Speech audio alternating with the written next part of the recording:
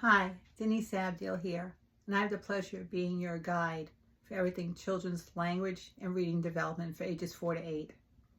I wanted to talk to you today about student evaluations. Students have been in school for a few months now, and teachers and guidance counselors and social workers and other class and room staff have been watching them. They're watching how they're learning, how they're writing, how they're answering questions, all that kind of stuff. And they're taking notes. And I'm sure you have gotten your child's first report card by now. And you've had your first parent-teacher meeting. Some of you may have gotten a letter stating that they would like you to bring your child in for an evaluation at the district office. Now, you're thinking, oh my Lord, what's wrong with my child? We're not saying there's anything wrong with your child. They might have noticed something that just sparks something that's saying, That's what makes them think, We're trying to catch something before it becomes something. All right? It's not a big red flag. We see something that we're like, we want to catch something before it becomes something. Now, I want you to embrace this evaluation.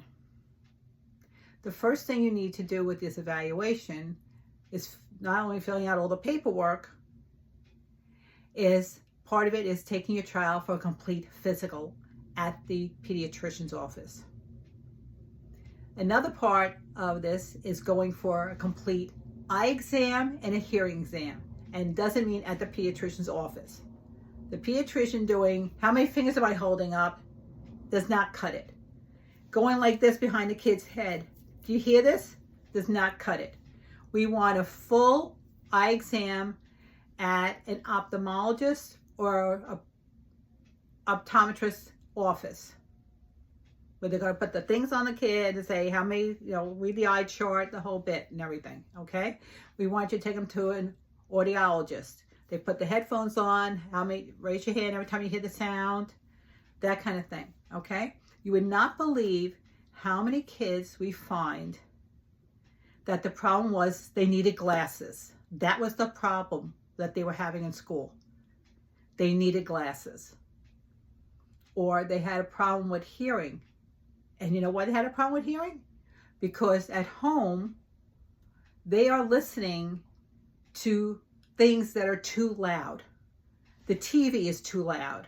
Or they have older brothers and sisters, they're putting headphones on them and they're blasting music, or the music is blasting in the car. And this is damaging their hearing, because you are born only a certain number of hair cells inside your ears that help you hear. And once they are damaged, they are gone forever. And you cannot grow them back. And that's what it's been causing early hearing loss in children.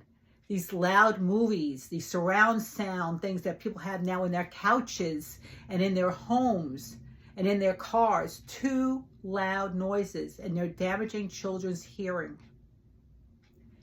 So once you get the notice for having the evaluation, you're going to be brought to the district office. The evaluation takes about 2 hours. It could be longer because we go according to the pace of the child. Bring a snack for them. And the most important thing is, do not leave the building. I've done many evaluations as a speech therapist. And I cannot tell you how awful it is to bring a child out for a break, to have the parent to take them to the bathroom, and we get to the waiting room and the parent is not there. And the child panics. Please do not leave the waiting room. Your child is counting on you, trusting you to be there for them, because we cannot take them to the bathroom. You have to take them to the bathroom. The child wants to have their snack with you during their break. So please stay in the waiting room. We know it's long. We know it might be boring for you, but your child is trusting that you will be there for them. Like I said, this all depends on the child's pace of work. It could be 2 hours because they have to have the psychological exam with the psychologist, and they get the language and exam with the speech therapist. So it's depending on how their tolerance is for testing, how long it takes. It could be 2 hours, 3 hours, 4 hours. This is what I'm saying. You have to be there. Bring a book, bring something to do, because you will be there with your child. Once the whole thing is complete, everything will be marked and evaluated. The team will convene. You will get a notice of a meeting. You will come back to the meeting. The social worker will be there. The speech therapist, if they had a speech evaluation, if there was an OT, a PT, the psychologist, whoever was involved in the evaluation of your child will be at the meeting, plus a parent advocate. They will tell you the results of the testing. Now, this is a great meeting because you get an insight into your child. Children do not come with manuals, not like a car or a toaster. So you're getting an inside look into how your child's brain works. All the little quirky things that your kid does. So embrace this. You will get an inside look into everything that happens with your child and how to help them. You are getting an inside peek here. So if they find out that your child might need some PT because they're having some balancing issues or whatever, so they get PT at school. There's no shame in that.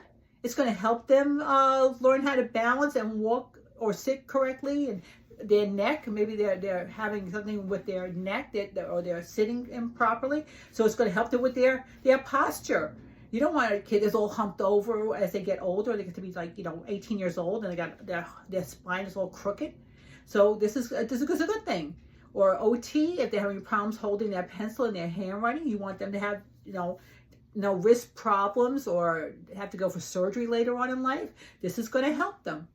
Or if they need some language help, speech therapy, let them go for speech therapy.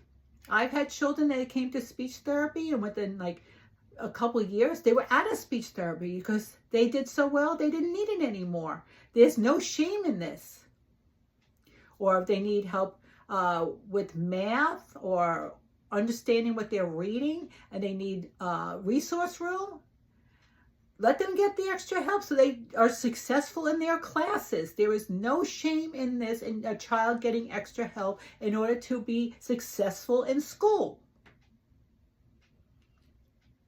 You will get a paper with goals and things that your child will have to succeed for that year. Every year then, in 1 year's time, they will meet again for another meeting. Your child will be tested again, and we will see if they have met the goal and how much they improved. This is a good thing. Please, when you get these letters, embrace them. Go to the meeting, get your child tested. This is a good thing. I've seen many kids get the help and improve tremendously, and their self-esteem goes up because they're now getting better marks in school. They're getting their work completed in school. They're happier because they don't feel like they're behind or anything else, that they now can do what everybody else is doing. They're not, I didn't get it right, I got it wrong again. Please, anything to help your child is a good thing. So, you get a letter going for an evaluation, please take it seriously. Do it. You'll be grateful you did. We're all here to help your kids. They are what's important. We love them like our own. We want to see them succeed. Please. Thank you so much. Have a good day.